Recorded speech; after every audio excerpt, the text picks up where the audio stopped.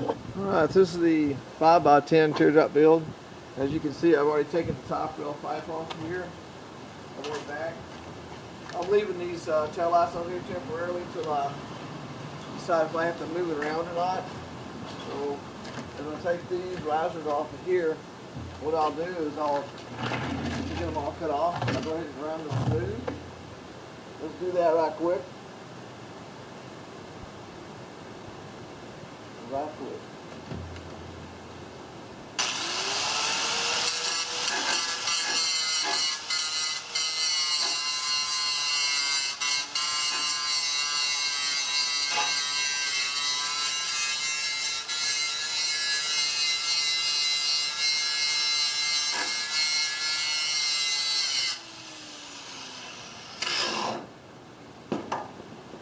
Once you get it ground down, see if I can zoom in a little bit. Get it ground down, I would go ahead and put something on it. I'm going to use whatever you want. So maybe a little closer. And you don't need to paint too much of it area, just make it raw metal.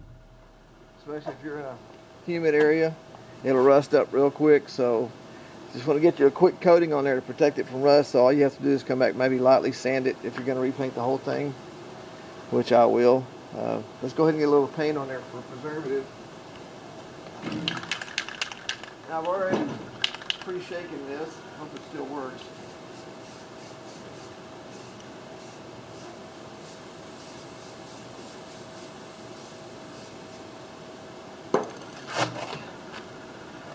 You don't have to put a really good coat on there, but get it covered.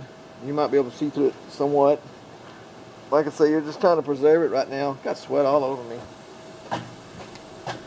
Just trying to preserve it right now so that it doesn't rust up and you have to deal with that later on. So, let's see, let's take a look. You can see where I've been cutting here. And that was the same way, so we can knock it out real quick. I've already got all the bumps off of it. And, let's see, let's knock some more. And you know it,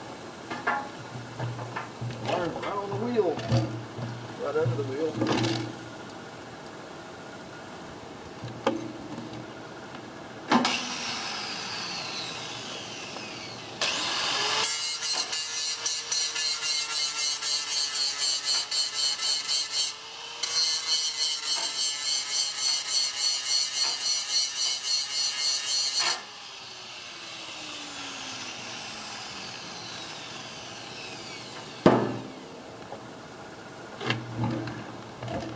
Don't be careless to put your mask over here so when you spray you can overspray in here.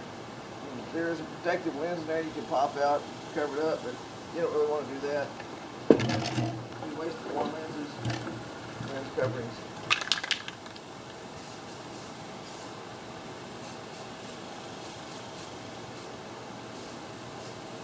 What you can do if you're concerned about the divots where you ground and you got a little too deep, come back, put just a little bit of Bondo in there and sand it out. I'm going to do it right there on that spot because there's a little bit of a hook in there and I only ever want to find it with my bare fingers when I'm washing this.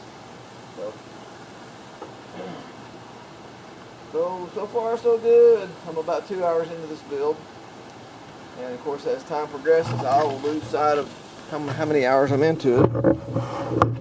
See the tops of the fenders. I guess whoever owned it before had dropped something on both fenders in the same spot. I'm going to try to hammer that out, and then I'll grind this off a little bit and smooth this up, touch it up, and I'll bring y'all along as I build. This is going to be a lot of video on this build because I'm going to try to get every single thing. So if somebody has a question about building a camper, they should be able to figure most of it out by by watching the video. If you get a question, you're building a camper, I don't know everything, but I know a lot of other guys that are building campers too, and we can ask them if I can't answer your question. So let's just we'll keep this up and I'll keep y'all updated as it goes.